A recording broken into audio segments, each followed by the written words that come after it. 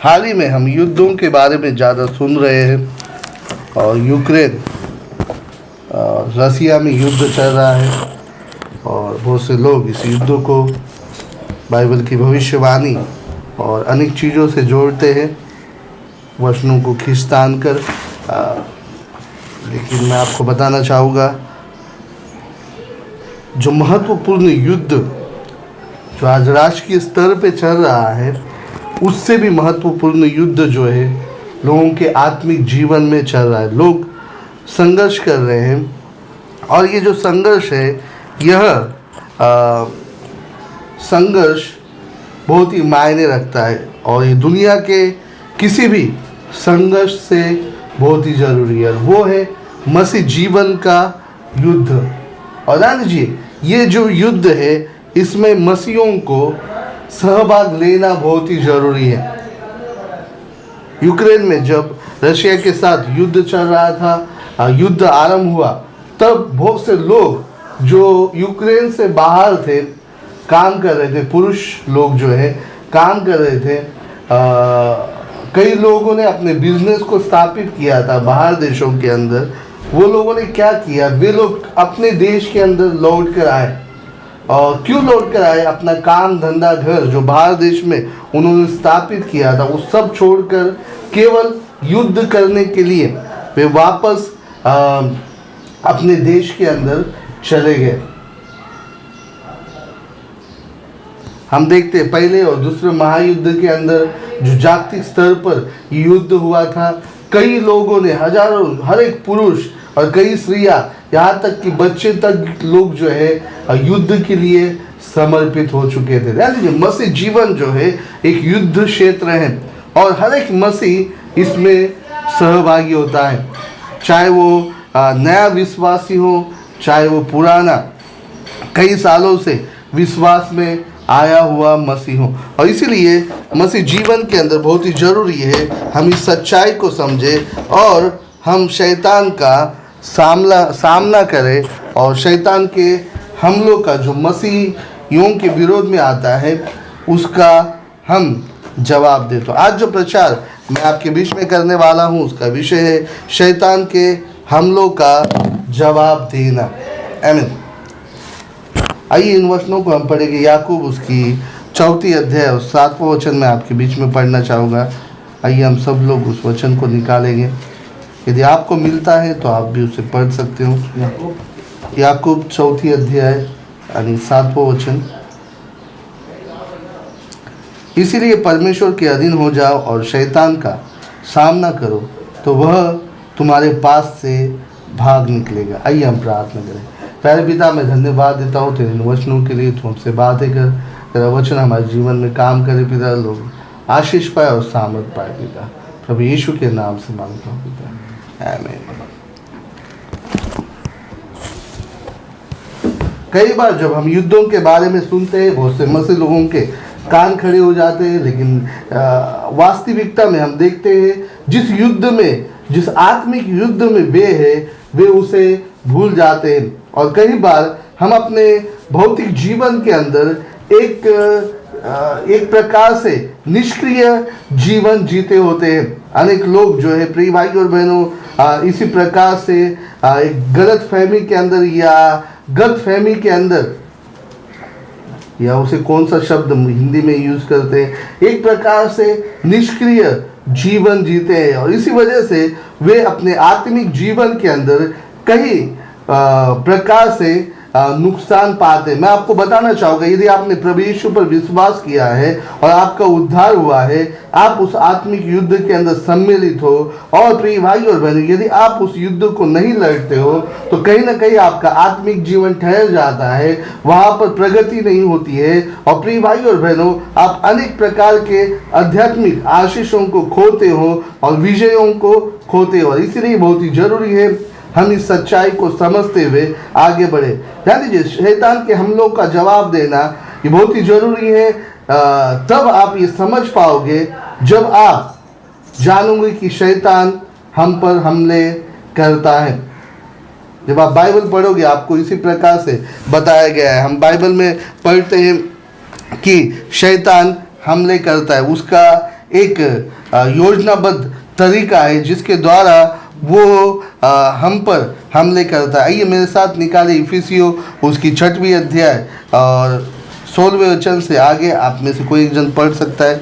इफिस उसकी 16वीं अध्याय, क्षमा करें 6वीं अध्याय और 12 वचन से 11 और 12 वचन मैं आपके लिए पढ़ूंगा।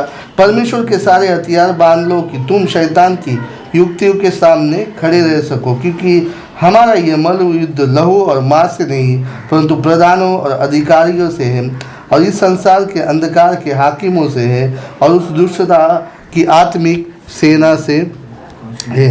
तो यहाँ पर हम देखते हैं हम शैतान के एक प्रकार की युक्ति को और उसकी योजनाबद्ध तरीके को हम देखते हैं। मसीह जीवन में यदि आप सम्मिलित हो तो बाइबल बताती है कि हम एक युद्ध में सम्मिलित है और ये युद्ध मांस और लहू से नहीं है। ये युद्ध किसी मनुष्य से नहीं है, किसी राष्ट्र से नहीं है, किसी वंश या जाति से नहीं है, बल्कि ये जो युद्ध है एक आध्यात्मिक आत्मिक सेना से है जिनका अगुवा शैतान है जो इन सभी को लीड करता है। और ध्यान दीजिए बाइबल हमें बताती है वो हम पर हमले करता है और उसके पास एक युक्ति है, एक योजनाबद्ध तरीका है और इसीलिए मसीह लोग जो है यूं ही उसका सामना नहीं कर सकते। हमें उसकी युक्तियों को, उसकी योजनाओं को भी समझना बहुत ही जरूरी है। और इसीलिए पौलुस यहाँ पर बताता है कि प्रभु में और उसकी प्रभाव में बलवंत होते जाओ और वो कहता है कि अपने हथियार बांध लो ताकि शैतान की युक्तियों के सामने खड़े रह सको। पहली पतरस उसकी 5वीं अध्याय और 8वें वचन में हम देखते हैं शैतान की एक योजना को, वहाँ पर हम देख सकते हैं उसके तरीकों को। पहली पतरस उसकी 5वीं अध्याय और 8वां वचन आप में से कोई एक जन पढ़ सकता है। सचेत हो और जागते रहो, क्योंकि तुम्हारा विरोधी शैतान गरजने वाले सिंह के समान इस खोज में रहता है कि किसी को फाड़ खाए। तो हम यहाँ पर उसकी योजना और तरीके को देखते हैं।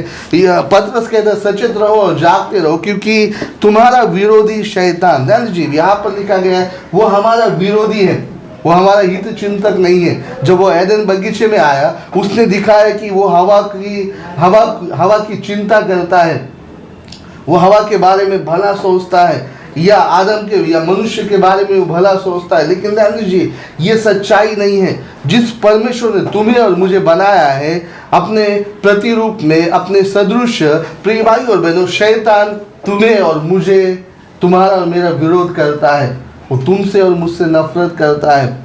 परमेश्वर ने हम बाइबल में पढ़ते हैं कि वो नहीं चाहता कि हम परमेश्वर के निकट रहें, वो नहीं चाहता हम उद्धार पाए, वो नहीं चाहता कि हम स्वर्ग में जाए। और इसके लिए ध्यान दीजिए उसकी स्ट्रैटेजी, उसकी योजना या उसकी युक्ति को यदि हमें समझना है तो सबसे पहले जानना है कि शैतान हमारा मित्र नहीं है, शैतान हमारा हित चिंतक नहीं है, वो हमारी भलाई नहीं चाहता, बल्कि वो क्या चाहता है, हमारी बुराई चाहता है। वो हमें अपने साथ नरक की पीड़ाओं में हमेशा के लिए लेकर जाना चाहता है। वो चाहता है कि हम उसका पीछा करें और नाश हो जाए। और बाइबल बताती गरजने वाले सिंह के समान, ध्यान दीजिए गरजने वाला सिंह आपके सामने क्या आता है। कई लोग हम हमेशा पढ़ते हैं कि वो गरजने वाले सिंह के समान है, वो शेर नहीं है वगैरह वगैरह। लेकिन ध्यान दीजिए यहाँ पर जो शब्द इस्तेमाल किया गया है एक भावनाओं को दिखा रहा है, वो एक चीज को दिखा रहा है जो मसीह लोगों को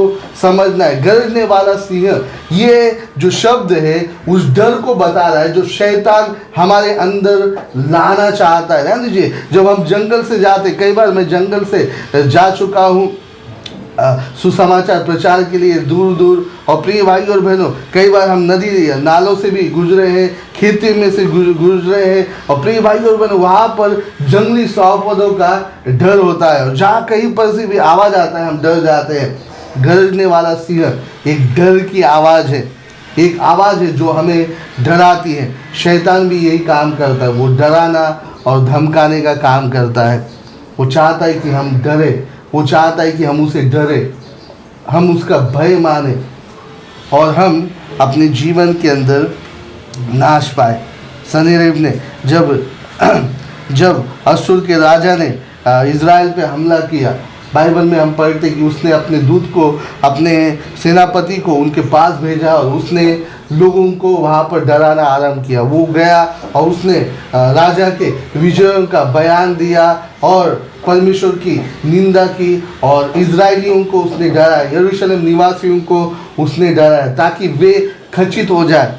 डर कई बार लोगों को अधमरा कर देता है। डर के कारण लोग पहले ही क्या हो जाते हैं, वे हार जाते हैं, लड़ने से पहले ही हार जाते हैं, मानसिक रीति से वे कम कुवत हो जाते हैं। और यही शैतान करता है। शैतान हमें बीमारियों का डर देता है, शैतान हमें कर्जों और आर्थिक परिस्थितियों का डर देता है, भविष्य का डर देता है कि तुम्हारा भविष्य में क्या होगा, तुम किस प्रकार से सरवाइव कर पाओगे, और अन्य ऐसे अनेक डरों को वो आपके अंदर लेकर जाता है। ध्यान दीजिए, न केवल भौतिक चीज़ों से वो हमें डराता है, लेकिन आत्मिक चीज़ों का भी वो इस्तेमाल करता है। आत्मिक चीज़ों का भी वो इस्तेमाल, मतलब न दिखने वाली बातों का भी इस्तेमाल करता है। ध्यान दीजिए, वो आपको असुरक्षित महसूस कराता है। ये शैतान का एक पैतरा है, असुरक्षित महसूस कराना। और गरजने वाला सिंह, ये जो शब्द है, इन बातों को दर्शाता है कि वो डर उत्पन्न करता है, आपको असुरक्षित महसूस कराता है और वो चाहता है कि आप वैसा करें।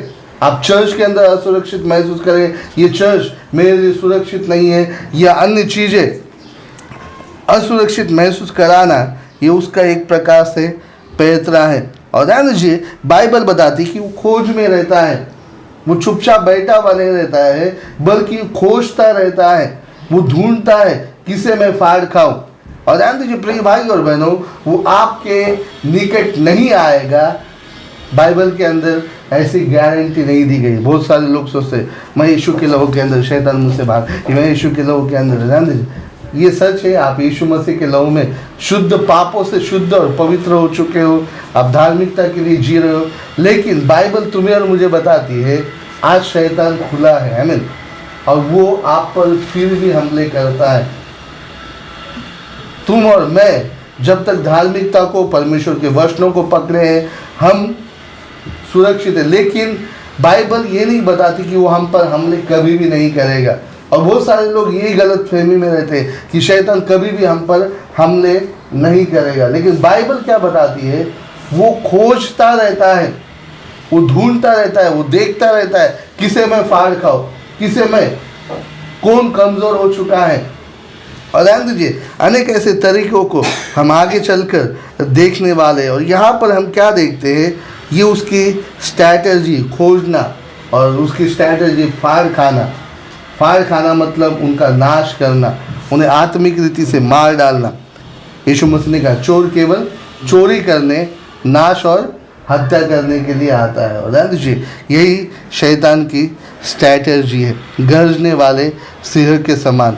मत्ती उसकी 4 अध्याय जब आप पढ़ोगे, उत्पत्ति उसकी 3 अध्याय में, हमने कुछ हफ्तों पहले भी देखा, मत्ती की किताब में हम देखते हैं परीक्षा और लालसाओं के द्वारा वो प्रभु यीशु मसीह को भरमाने के लिए गया। तब यीशु को जंगल में ले गया, तब आत्मा यीशु को जंगल में ले गया ताकि इब्लिस से उसकी परीक्षा हो। इब्लिस मतलब शैतान। तो ध्यान दीजिए, यहाँ पर बताया गया है कि यीशु की परीक्षा शैतान के द्वारा ली गई। कितने लोग जानते हैं शैतान न केवल यीशु की लेकिन तुम्हारी और मेरी भी परीक्षा लेता है प्रतिदिन। जीवन के अनेक प्रसंगों में और घटनाओं में हम देखते यीशु मसीह 40 दिन निराहार था, उपवास में था, उसे भूख लगी और बाइबल बताती तब परखने वाले ने उसके पास आकर उससे कहा। पढ़िए 3 वचन, आप में से कोई एक जन। हाँ बादशाह। तब परखने वाले ने पास आकर उससे कहा, यदि तू परमेश्वर का पुत्र है तो कह दे कि वे पत्थर रोटियां बन जाए।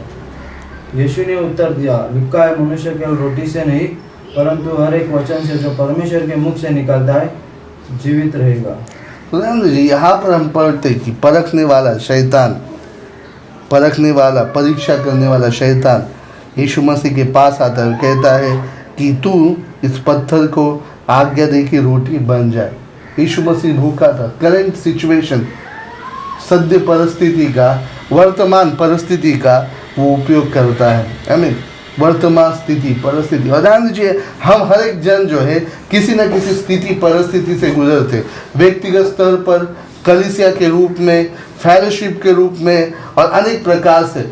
और शैतान को पता है इन सभी स्थितियों में और परिस्थितियों में किस प्रकार से इन लोगों को मैं भरमा सकता हूँ और अपनी बात इनसे मनवा सकता हूँ। और यही शैतान चाहता है कि हम उसकी आज्ञाओं को माने, हम उसकी बात सुने और हम इसके द्वारा परमेश्वर के विरोध में बगावत करें, हम परमेश्वर के विरोध में रिबेल करें या बगावत करें। और यही हम यहाँ पर इस अध्याय में वो प्रभु यीशु मसीह को परखना चाहते हैं। यीशु मसीह ने उसे कहा, कैसे जवाब दिया?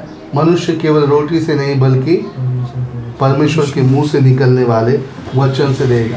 यानी यीशु मसीह को उसने शारीरिक लालसाओं के रूप में, शारीरिक लालसा या शारीरिक जो कमजोरी है उसको सामने लेते हुए उसने क्या किया? परीक्षा में डालना चाहा। लालसाएं, मोह, पाप में लालसाएं शैतान हमेशा हमारे सामने रखता है। ऐसी अनेक बातें हमारे सामने रखता है जो वो बताना चाहता है कि यदि ये तुम करोगे तो ठीक है। तो आगे चल के हम देखते हैं 5वें वचन में, पढ़िए 7वें वचन, 6वां वचन पढ़िए, 6वां वचन पढ़ो।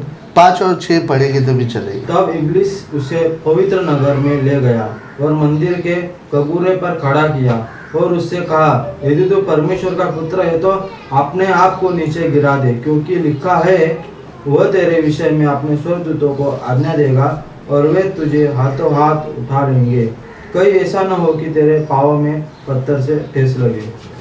अब हम देखते हैं पहले वचन के अंदर शैतान ने किसी प्रकार का उपयोग नहीं किया। आई मीन हम देखते उसने क्या किया? केवल कहा कि रोटी को तो क्या कर, पत्थर को रोटी बना, परिस्थिति का उपयोग किया। ध्यान दीजिए, कर्जे, अनेक प्रकार की बीमारियां, अनेक प्रकार की चीजें, वो चाहेगा कि आप इन सभी में अपने धैर्य को खो दे। यीशु मसीह 40 दिन उपवास था और वो चाहता था कि यीशु मसीह अपने धैर्य को खो दे। कच यीशु मसीह ने एक लक्ष्य रखा होगा और वो चाहता था कि उस लक्ष्य को यीशु मसीह बीच में ही छोड़ दे। और ध्यान दीजिए, ऐसे बहुत से मसीह लोगों के साथ हो रहा है। अनेक लोग कलीसिया क्यों छोड़कर चले जाते हैं? क्योंकि वे अपने धैर्य और सहनशीलता को खो देते हैं, उन्हें आशा आगे नहीं दिखाई देती। और प्रिय भाई और बहनों, वे परमेश्वर को छोड़ देते, परमेश्वर के राज्य को छोड़ देते, उद्देश्य और योजना को छोड़ देते। और हम यहाँ पर यही देखते हैं, शैतान कुछ नहीं करता है, केवल उसके धैर्य को क्या करना चाहता है? उनकी हिम्मत को, उनके धीरज को, उनके संयम को वो तोड़ना चाहता है। और फिर दूसरे वचन के अंदर जब हम आगे आते हैं 5वें और 6वें वचन में, हम देखते हैं यहाँ पर फिर शैतान एक दूसरी युक्ति और दूसरे तरीकों को इस्तेमाल करता है। और यहाँ पर वो क्या चाहता है कि प्रभु यीशु मसीह क्या करे? शैतान की बात फिर से एक बार माने। और वह इसके लिए किसका इस्तेमाल कर रहा है? अभी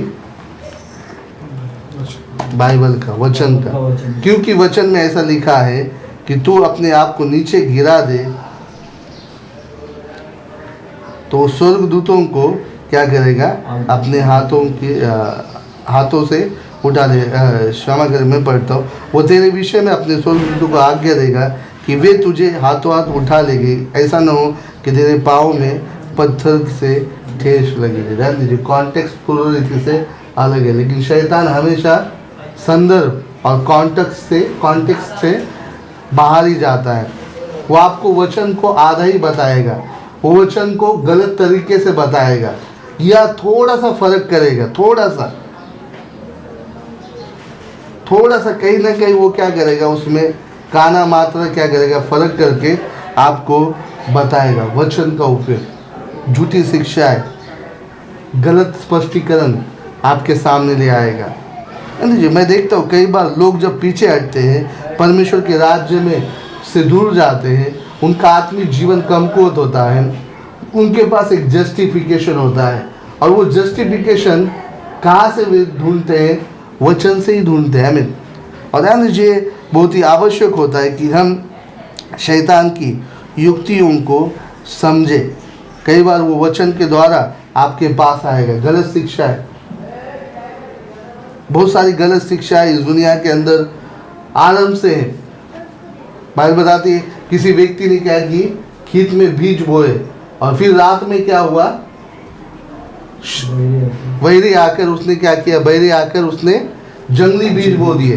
ध्यान दीजिए, जो बैरी था उसने बीज कब बोए, सुबह किसने बीज बोया, किसान ने बोया, और रात में किसने बीज बोया, बैरी ने आके बोया। वो रुका नहीं बढ़ने तक, बैरी बढ़ने तक नहीं रुका, पूरा बढ़ने तक नहीं रुका, बल्कि उसी समय जब बीज बोया गया था तभी उसने क्या किया, उस बीज को भी बोया। ध्यान दीजिए, तुम्हारे और मेरे जीवन में भी कई बार ऐसा ही होता है, कलीसिया में भी ऐसा ही होता है। हम देखते हैं कलीसिया के इतिहास में जैसे लोग उद्धार पाए, वहाँ पर यहूदीवाद उत्पन्न हुआ। फिर हम देखते हैं वहाँ पर अनेक प्रकार से यीशु मसीह के दैवत्व को लेकर, उसकी मानवता को लेकर, और तब से लेकर अभी तक अनेक प्रकार से गलत शिक्षाओं के द्वारा शैतान क्या करता है, बीज बोना चाहता है। वो लोगों के मनों में बीज बोता है, चर्च के विरोध में, कलीसिया और बाइबल के विरोध में, ताकि लोग झूठी शिक्षाओं को पकड़े। बहुत ही आवश्यक है। ध्यान दीजिए, यदि आप शैतान की युक्तियों का सामना करना चाहते हो तो जब वो आपके सामने कुछ संदर्भ ले आता है, जस्टिफिकेशन ले आता है, तब आपको भी वचन का पता होना बहुत ही आवश्यक है। आपके अंदर अपने हृदय को तटस्थ हिंदी में तीर और एक उचित ढंग से विचार करने वाला, तटस्थ जो मराठी शब्द है, इसका जो अर्थ जो है, इसका मतलब ये है कि कोई भी पूर्व ग्रह न रखते हुए, किसी प्रकार की पूर्व विचारधारा, पूर्व मान्यता, इन सभी को बाजू में रखते हुए सीधे मन से विचार करना, खुले मन से विचार करना।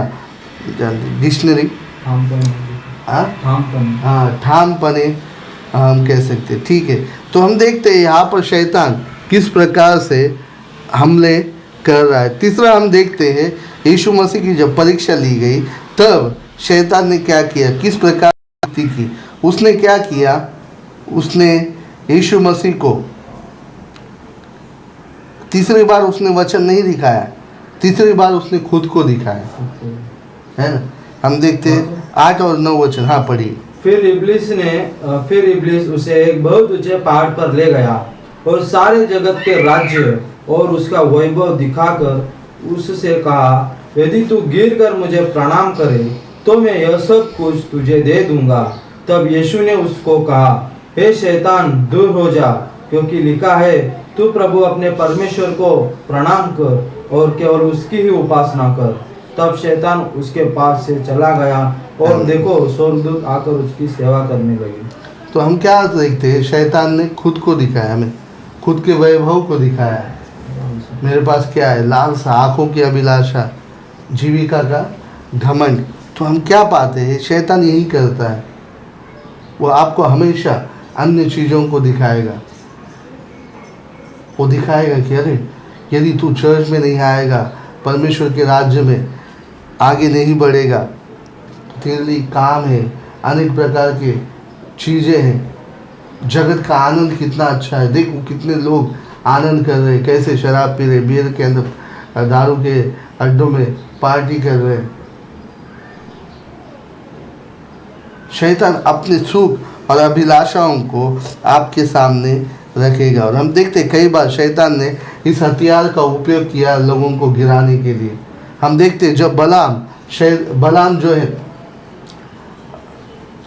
जब इजरायलियों को शाप नहीं दे पा रहा था, हम देखते कई बार उसने प्रयत्न किए, लेकिन शाप के बदले इजरायलियों के विरोध में आशीषी वचन निकल रहे थे। तब उसने बलाक राजा को एक क्या की, सलाह दी, और उसने अपने लड़कियों को इजरायलियों में भेजा, और ये मोहित हो गए और उन्होंने क्या किया, उनसे रिश्ते बना दिए। हम देखते उन्होंने उनसे शादी की और वे उनके समान वहाँ पर सभी प्रकार के पापों को करने लगे। और हम बाइबल में क्या पढ़ते, परमेश्वर ने अपने कोप को उनके ऊपर भेज दिया। कई बार यही होता है, लोग अपने आप को, शैतान यही करता है, उनके सामने दुनिया को रखता है। मैंने कई लोगों को पीछे हटते हुए देखा जब वे बाहर जॉब पे जाने लगे। जब तक वे स्कूल में थे, वे चर्च में विश्वास योग्य थे हर एक चीज़ों में। जैसे ही जॉब पर गए, बहनें या भाई लोग कई, और वहाँ पर जब उन्हें एक वातावरण मिला, वे आत्मिक जीवन में और अनेक चीज़ों में पीछे हट गए। यानी ये दुनिया जो है, प्रिय भाइयों बहनों, मैं आपको हमेशा बताता हूँ कि हम एक पानी में तैरते हुए जहाज के समान है। जहाज पानी पे होता है लेकिन पानी जहाज में नहीं होता, और यदि पानी जहाज में आए तो जहाज डूब जाता है।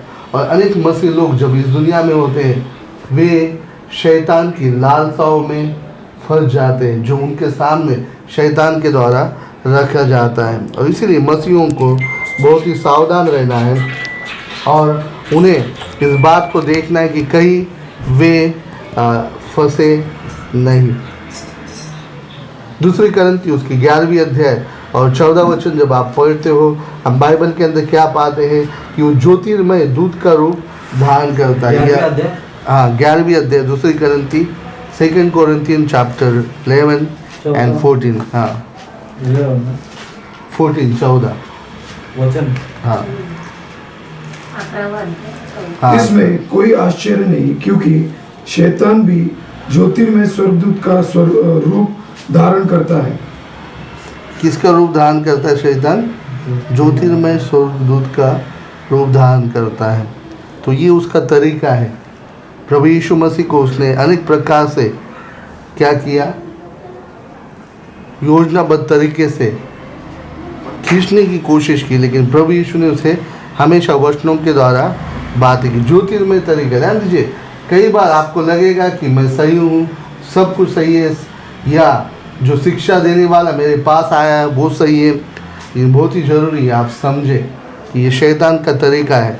कई बार लोग सोचते हैं कि शैतान एक डरावनी सूरत रखता है, 2 सींग, एकदम पूरा रीति से नीला दिखने वाला और बहुत ही भयानक, जिसके आँख लाल हैं और अनेक प्रकार से गंदा और बहुत ही डरावना। लेकिन शैतान ज्योतिर्मय दूत के समान रूप धारण करता है और इसीलिए बहुत से लोग उसकी युक्ति में फंस जाते हैं। दूसरी करंती उसकी 10वीं अध्याय 4 और 5 वचन में भी उसकी एक युक्ति के बारे में बताया गया। आइए हम पढ़ेंगे दूसरी करंती 10वीं अध्याय 4 और 5 वचन। पढ़िए, आप में से कोई एक जन पढ़ सकता है। हाँ, क्योंकि हमारे युद्ध के हथियार शारीरिक नहीं, परंतु गढ़ों को ध्वस्त करने के लिए ईश्वरीय सामर्थ्य से परिपूर्ण है। हम परमेश्वर के ज्ञान के विरुद्ध उठने वाली कल्पनाओं और प्रत्येक अवरोध का खंडन करते हैं और प्रत्येक विचार को बंदी बनाकर मसीह का आज्ञाकारी बना देते हैं। तो यहाँ पर हम देखते हैं शैतान के पास कल्पना और ऐसी हर एक ऐसी ऊंची बातें हैं जो परमेश्वर की पहचान के विरोध में उठती है। विचारधारा, शैतान हमेशा उसके द्वारा काम करता है और इसीलिए मैं हमेशा कहता हूँ, आप क्या सोचते हो बहुत ही महत्वपूर्ण है। और ध्यान दीजिए, हमारी सोच हमारे देखने पर, हमारे अवलोकन पर निर्भर होती है। कितने लोग समझ रहे हैं मुझे? ध्यान दीजिए, हमारे मन के अंदर विचार ऐसे ही नहीं आते। हम जब पढ़ते हैं, अवलोकन करते हैं, एनालाइज करते हैं और हम क्या करते हैं, इसके द्वारा एक सोच को बनाते हैं।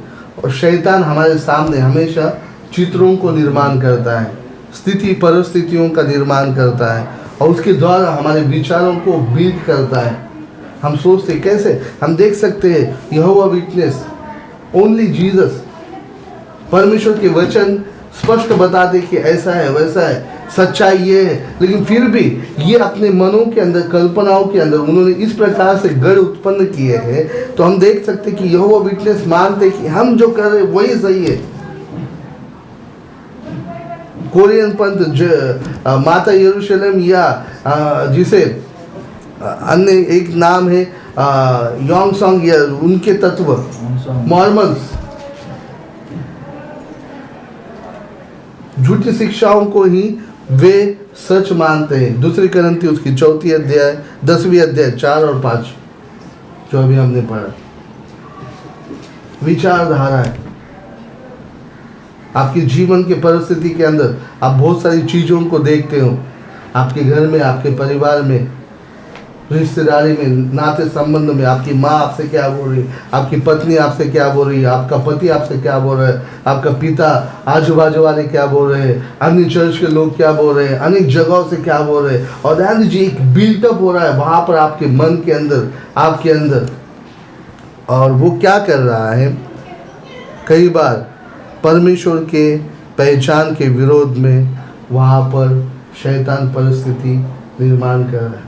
आपके लिए जो परमेश्वर की योजना है, आपके लिए एक दौड़ है, हर एक व्यक्ति के लिए एक दौड़ है, हर एक व्यक्ति के लिए एक योजना है। उस योजना को कैसे तोड़े, ये शैतान की हमेशा एक चाल रहती है। वो जानता है कि आप 10,000 लोगों तक पहुंच सकते हो, और शैतान नहीं चाहेगा कि आप 10,000 तक पहुंचो, और इसीलिए वो आपको रोकने की पूरी कोशिश करेगा।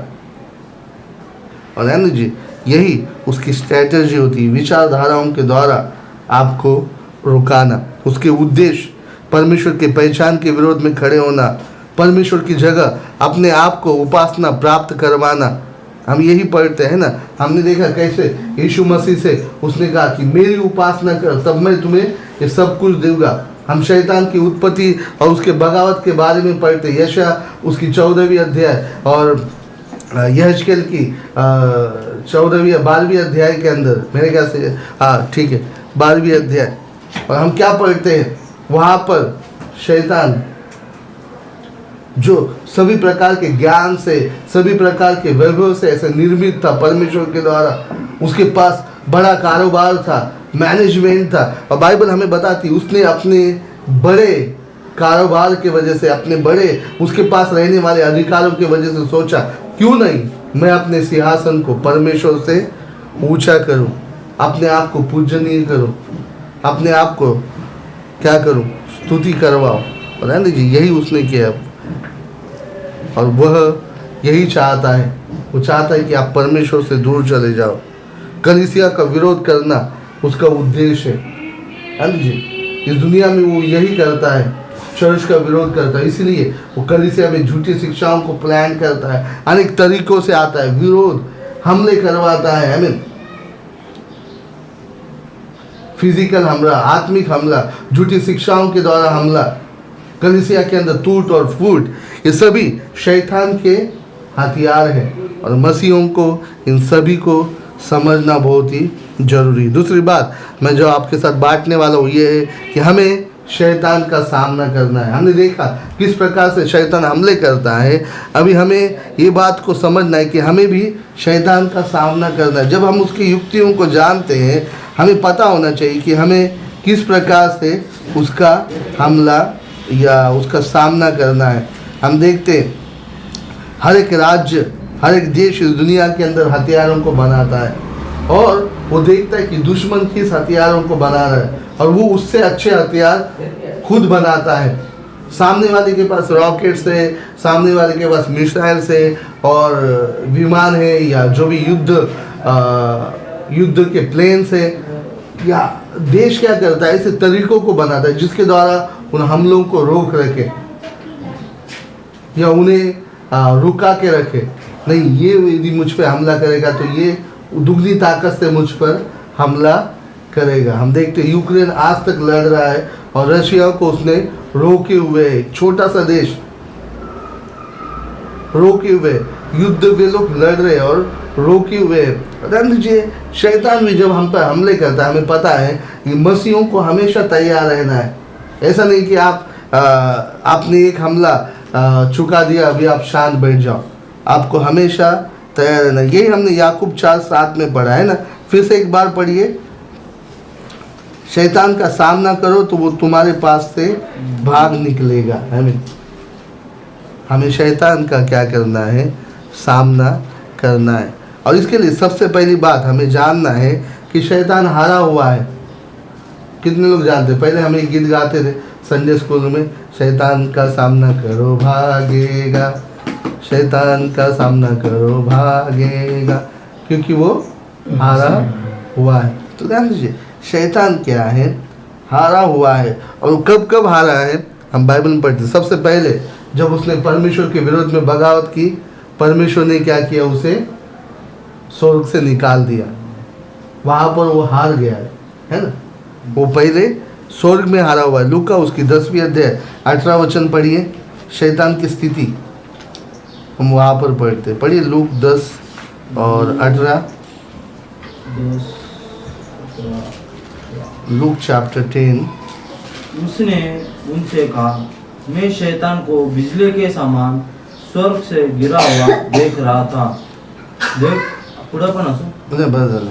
तो क्या बताया गया है, मैं शैतान को स्वर्ग से गिरा हुआ, बिजली के समान गिरा हुआ देख रहा था। तो ना कैसे गिरा, बिजली कैसे एकदम जोर से गिरती है ना, ऐसा नहीं, ऐसा धीरे धीरे, ऐसा नहीं कि एक पैराशूट से आदमी नीचे आता है, ऐसा नहीं गिर रहा था वो, है ना। वो कैसे बिजली के समान, मतलब बहुत ही जोर से, प्रकाश वेग से।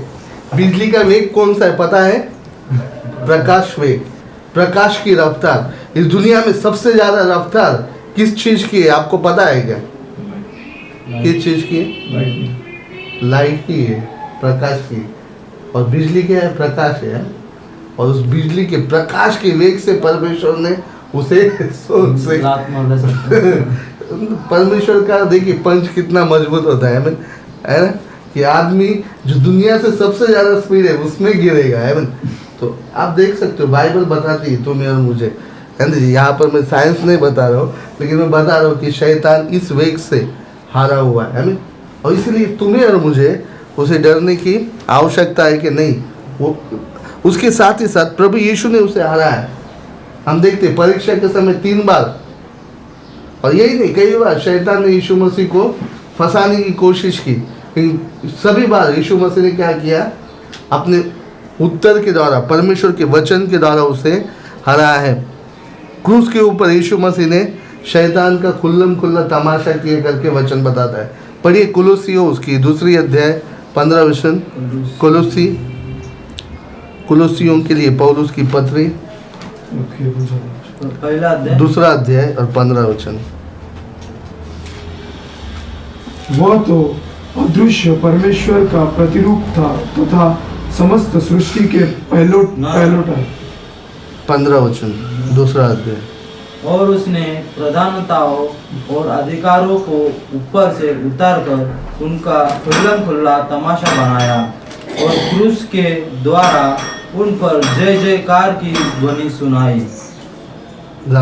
इधर लक्ष्य, इधर ध्यान दीजिए। तो क्या बताया गया? शैतान और उसने प्रधानताओं और अधिकारों को ऊपर से उतारकर उनका खुल्लम खुल्ला तमाशा बनाया और क्रूस के द्वारा उन पर जय जयकार की ध्वनि सुनाई। क्रूस के ऊपर यीशु मसीह ने क्या की? जय जयकार की ध्वनि सुनाई। कई बार अधिकारों और प्रधानताओं को किसे बताया गया है? शैतान और उसके दूतों की शक्तियों को बताया। पौलुस भी इफिस में भी क्या करता है? वो यही बताता है कि प्रधानता और दूतों की अधिकारी। तो ध्यान दीजिए, तुम और मैं ये जानते हैं कि यीशु मसीह ने क्रूस के ऊपर शैतान पर विजय पाई है। यीशु मसीह ने कहा, देख अधोलोक पर, अधोलोक की कुंजियां अब किसके पास है? अब मेरे पास है। हमें तो ध्यान दीजिए, शैतान पर यीशु मसीह ने क्या किए? विजय प्राप्त किए क्रूस के ऊपर, और इसीलिए वो हारा हुआ है। हमें तुम्हें और मुझे उसकी योजनाओं को और किसी भी प्रकार से डरने की जरूरत नहीं है।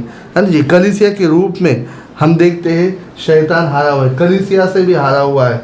और कलीसिया के रूप में शैतान, कलीसिया उसे हमेशा पराजित करती हो, कई बार उसे पराजित करती आई है।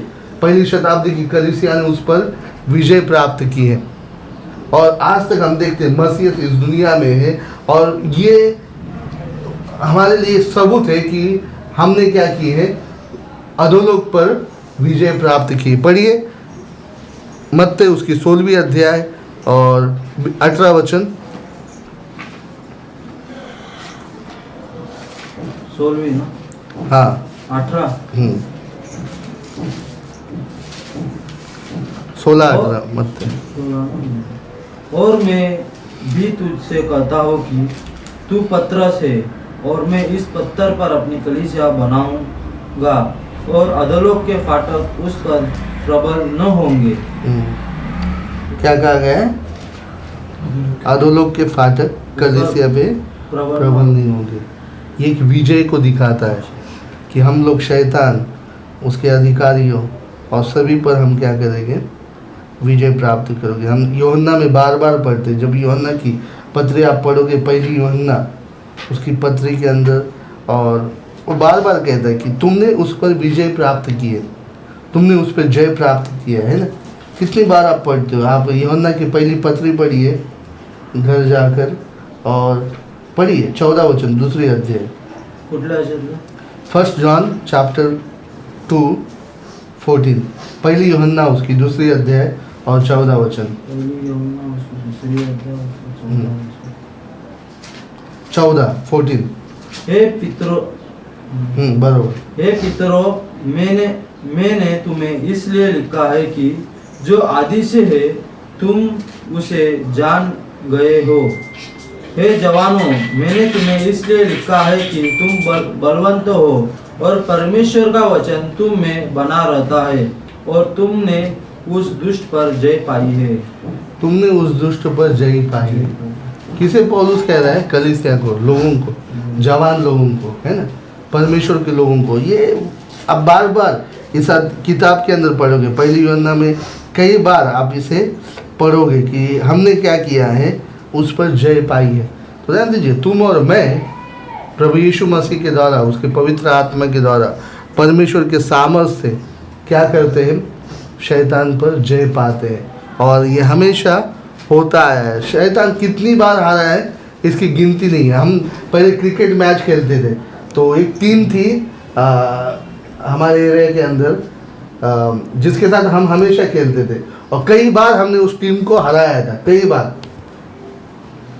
कोचित कभी कभी वो जीते हैं, लेकिन कई बार हमने उन्हें हराया। तो हम हमेशा एक कहते थे, हाँ चला यार, कितनी बार हमें तुम्हारा हरवले, चलो आओ, कितनी बार तो भी हमने इसको हराया है ना। यदि कोई हमेशा हारा है हमसे, क्या आप उससे डरोगे क्या? नहीं। मसीह लोगों के साथ उल्टा है आज, है ना। कितनी बार हारा हो, फिर भी हम लोग डरते ही है ना। तो ध्यान दीजिए, डरने की जरूरत है क्या? नहीं। तुम्हें और मुझे डरने की आवश्यकता है क्या? बिल्कुल भी आवश्यकता नहीं है। और इसीलिए वचन यहाँ पर यूहन्ना की पत्री, हमेशा पहली यूहन्ना की पत्री पढ़ी। जब भी आप दुखों में, समस्याओं में, प्रश्नों में होगे, पहली यूहन्ना की पत्री पढ़िए, और वहाँ पर आप हमेशा जय के बारे में पढ़ोगे, विजय के बारे में पढ़ोगे, आध्यात्मिक विजय के बारे में, आध्यात्मिक जय के बारे में। तो ये बहुत ही ज़रूरी है कि हम इस बात को समझें कि हम व्यक्तिगत स्तर पर भी हम उसे हमेशा हराते हैं।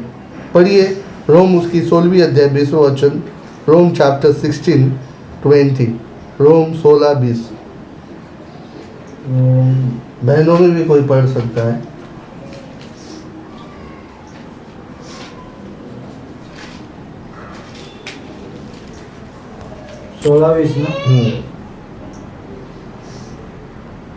शांतीचा देव शैतानाला तुमच्या पायाखाली लवकरच तुम्ही आपला प्रभू यीशु ख्रिस्ताची कृपा तुम्हास असो। बस शांति का परमेश्वर क्या करेगा? शैतान को तुम्हारे पैरों के नीचे कुचलवा देगा, है ना।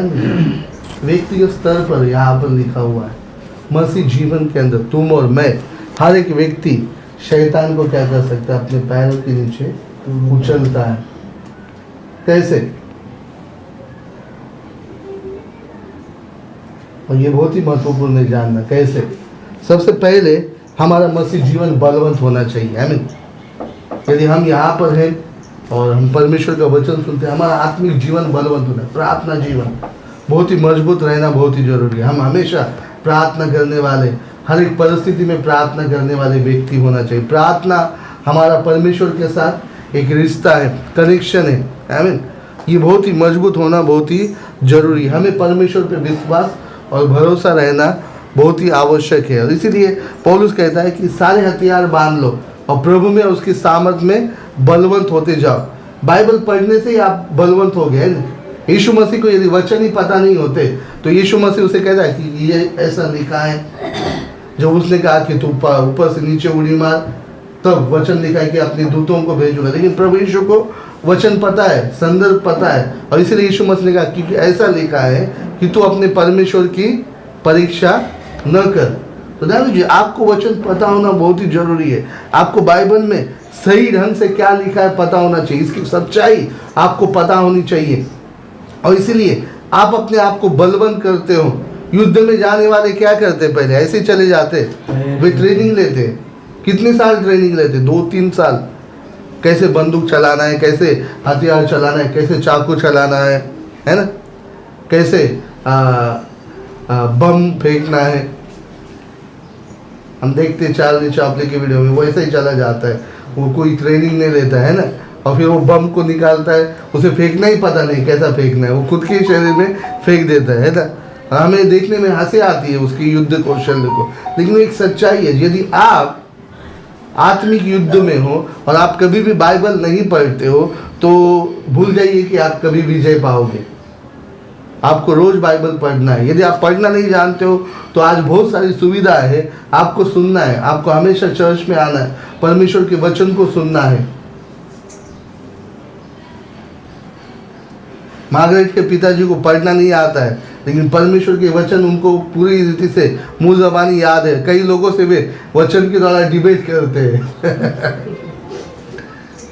परमेश्वर के दैवत्व पे डिबेट करते हैं, यीशु मसीह के दैवत्व पे, और वो बताते इस वचन में ऐसा लिखा है, उस वचन में ऐसा लिखा है। क्या आप जानते हो प्रिय भाई और बहनों, बहुत ही जरूरी है कि आप वचन पढ़े। यदि पढ़ना नहीं आता तो उसे सुनिए, सच्चाई को सुनिए, और झूठ को परखने की आप क्या कीजिए, काबिलियत को प्राप्त कीजिए।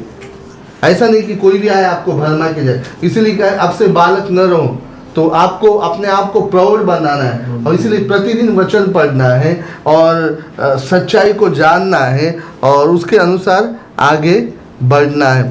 तो ये आपको मदद कर, सारे हथियार बांध लो। इफिसुस की 6वीं अध्याय के अंदर सभी हथियार है। विश्वास की ढाल, उद्धार का क्या शिरस्त्राण, तोप, धार्मिकता की झिलम, सुसमाचार के जूते, सभी पहनना है। वचन की तलवार, निरंतर प्रार्थना, ये सभी हमें क्या करना है, धारण करना है, पकड़ना है। हथियार ही नहीं आप धारण नहीं करोगे तो आप शैतान से नहीं लड़ सकते, विचारधारा से नहीं लड़ सकते। इसलिए उद्धार का क्या कहा गया है, तोप कहा गया है। तोप मतलब विचार हमेशा सर में आते, इसलिए वो तोप चाहिए। तो ध्यान दीजिए, हथियार धारण करना बहुत ही जरूरी है। और बाइबल हमें बताती, कुंजी वचन प्रकाशित वाक्य 12वीं अध्याय 11 वचन बताकर मैं समाप्त करना चाहूँगा। पढ़िए, प्रकाशित वाक्य 12वीं अध्याय 11वां वचन। हाँ पढ़िए। और वे मेमने के लहू के कारण और अपनी साक्षी के वचन के कारण उस पर विजयी हुए, क्योंकि मृत्यु सहने तक भी उन्होंने अपने प्राणों को प्रिय न जाना। ध्यान दीजिए, इधर हम देख सकते हैं टिके रहना किसे कहते हैं, है ना, बने रहना। बहुत से लोग आधे में भाग जाते हैं ना, छोड़कर। यीशु मसीह का वचन हमें बताता है कि मृत्यु सहने तक वे क्या किए, प्रभु में बने रहे, टिके रहे, और उन्होंने शैतान पर विजय पाई। इस पे नहीं, वो जो अध्याय पूरा शैतान के बारे में है ना। पढ़िए, उसका टॉपिक क्या है, 11वें अध्याय का, 12वें अध्याय का, स्त्री और अजगर, है ना। अजगर मतलब कौन, शैतान, इब्लिस, भरमाने वाला। तो यहाँ पर हम पढ़ते उसके बारे में। तो किसने उस पर विजय पाई है, लोगों ने, परमेश्वर के लोगों ने, जो स्वर्ग में थे, जो यूहन्ना को दिखाई दी। और वो वचन क्या बताते हैं, उन्होंने किसके कारण, मेमने के लहू के कारण और गवाही के, अपनी गवाही के वचन के द्वारा, और क्या किया है, अंत तक, मृत्यु तक भी उन्होंने क्या किया, प्राणों को प्रिय न जाना, यहाँ तक कि मृत्यु भी सही। आत्मिक युद्ध इस प्रकार से होता है, त्याग, समर्पण उसके अंदर होता है। मसीह लोग यही करते हैं, वे अंत तक बने रहते हैं, टिके रहते हैं, वे उसके साथ आगे बढ़ते हैं। जो मैं आपको बताना चाहूँगा, मसीह जीवन, यीशु मसीह ने कहा है कि वो उस छोटे मार्ग के समान है, ओबड़ खाबड़ नीचे उतार चढ़ाव आएंगे। प्रिय भाइयों और बहनों, मैं आपको बताना चाहूँगा, यदि आप परमेश्वर का वचन प्रचार करते हो सच्चाई के साथ और परमेश्वर के राज्य के लिए आप कठिनाई में से जा रहे हो, आप परमेश्वर की सेवा कर रहे हो परमेश्वर के राज्य के लिए, ऐसा नहीं कि बड़ी भीड़ आपके पीछे हो लेगी। लेकिन बहुत ही जरूरी है कि आप हर एक परिस्थिति के अंदर आगे बढ़े और आप जाने कि परमेश्वर आपके साथ है, आपको विजय देने वाला है और तुम और मैं उस पर जयवंत होते हैं। और बाइबल बताती है इसके लिए हमें टिके रहना बहुत ही जरूरी है, बने रहना, टिके रहना, पीछे न हटना। और शैतान जो हमारे धैर्य को, हमारे संयम को तोड़ना चाहता है, उसे कदापि टूटने न देना। मेमने का लहू जो हमें पाप क्षमा देता है, हमारे अपराधों की क्षमा प्रभु यीशु के लहू के द्वारा होती है, जो हमें धार्मिकता प्रदान करता है, जिसे हमें पकड़े रहना है, मसीह जीवन में आगे बढ़ना। अपनी गवाही का वचन ये वो है कि हम अपने आप को एक आत्मिकता में, नैतिकता में आगे बढ़ाते रहते हैं, टिके रहते हैं, और ये बहुत ही जरूरी है। आखिरी में हम शैतान पे विजय पाते, जान लीजिए, तुम और मैं शैतान पे विजय पाए, यही परमेश्वर की योजना है, यही परमेश्वर की इच्छा है। और इसलिए शैतान को डरने की जरूरत नहीं है। यूहन्ना 4:4 पढ़िए, अंत में क्या लिखा है? यूहन्ना, पहली यूहन्ना 4:4, जॉन, फर्स्ट जॉन, पहले यूहन्ना 4:4, पहली यूहन्ना उसकी 4th अध्याय 4था वचन।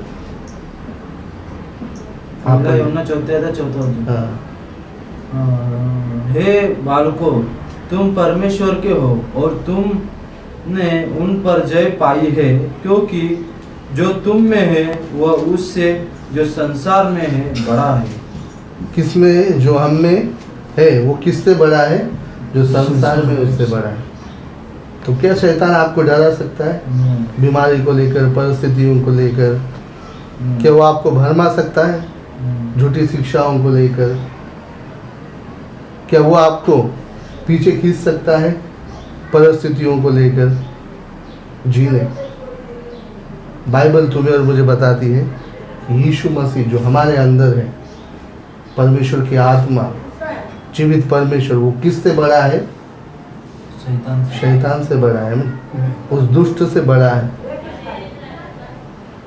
और इसीलिए तुम्हें और मुझे क्या करना है? परमेश्वर पे भरोसा रखना है। उसने कहा, मैं तुम्हें कभी भी छोड़ूंगा नहीं, त्यागूंगा नहीं, और वो हमेशा हमारे साथ रहता है ताकि हमें बल दे, शक्ति दे। आइए इस वक्त हम अपने सरों को झुकाएंगे, अपने आंखों को बंद करेंगे और जीवित परमेश्वर की ओर ध्यान देंगे।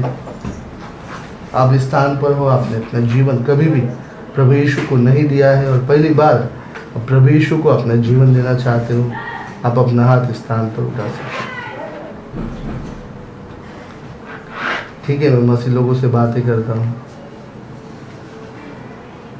बाइबल तुम्हें और मुझे बताती है कि शैतान हम पर हमले करता है, लेकिन तुम और मैं मसीह लोग हैं, हम उसका सामना करते हैं और उसके सभी प्रकार के हमलों का हम जवाब देते हैं।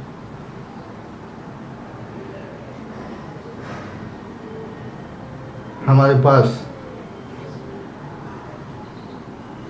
परमेश्वर की सामर्थ्य, प्रभु यीशु का लहू है, गवाही के वचन है, परमेश्वर का वचन है, आत्मा की तलवार। और बाइबल हमें बताती है पहली पतरस में, दूसरी पतरस में, परमेश्वर ने वो सभी कुछ जो हमें सुभक्ति के लिए, परमेश्वर की महिमा के लिए आवश्यक है, वो सब कुछ दे दिया है। तुम्हें और मुझे समझना है कि शैतान कई बार हारा हुआ है, उसे प्रभु यीशु मसीह ने हराया, परमेश्वर ने स्वर्ग से निकाल दिया, प्रभु यीशु ने क्रूस पर उसे हराया और कई बार उसे हराया है। कलीसिया पर वो प्रबल नहीं हो सकता और हमारे व्यक्तिगत जीवन में वो कभी भी हम पर अधिकार नहीं रख सकता, क्योंकि तुम और मैं प्रभु यीशु मसीह में हैं।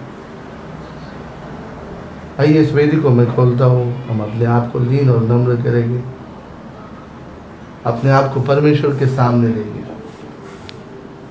एक वेदी जब इजरायली लोग या पुराने नियम में बांधी जाती थी, जिस पर